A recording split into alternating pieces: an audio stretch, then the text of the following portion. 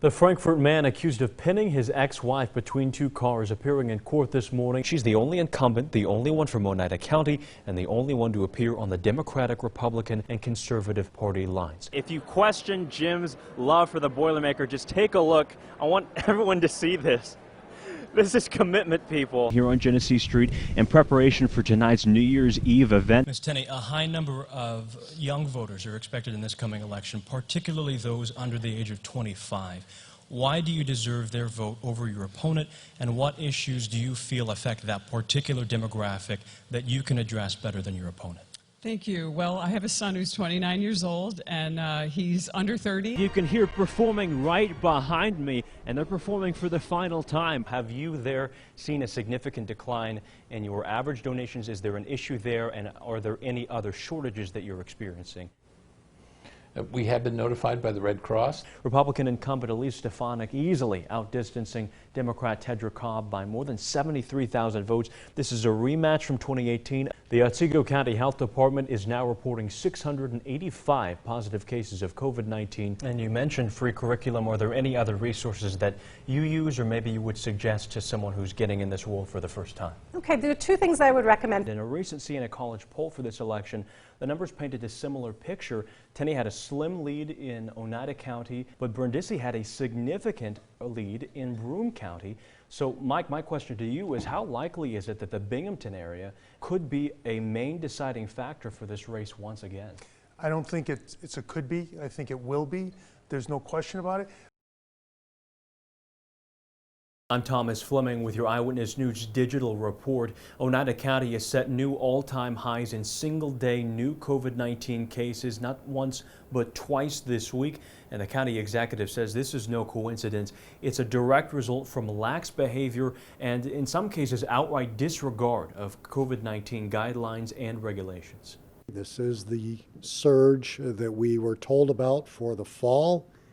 It is not coming, it is already here. After a surge in COVID cases over this past week, Oneida County is seeing its highest amount of active COVID cases since the beginning of the pandemic.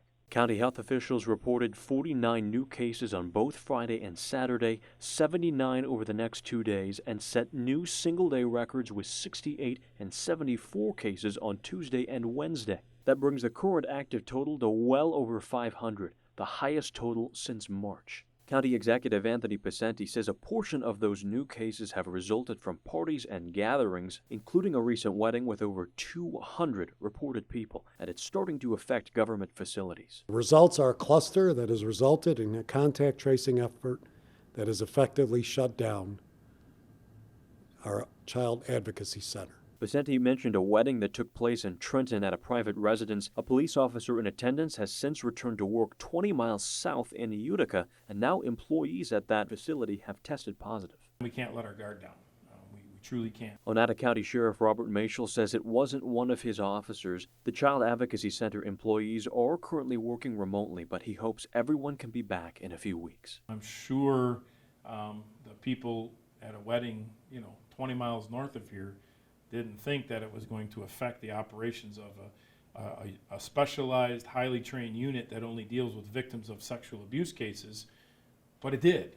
And Sheriff Mashel did share with us, fortunately no children have tested positive for COVID-19 from the Child Advocacy Center. He did say as well that officers are still taking new cases and answering calls there.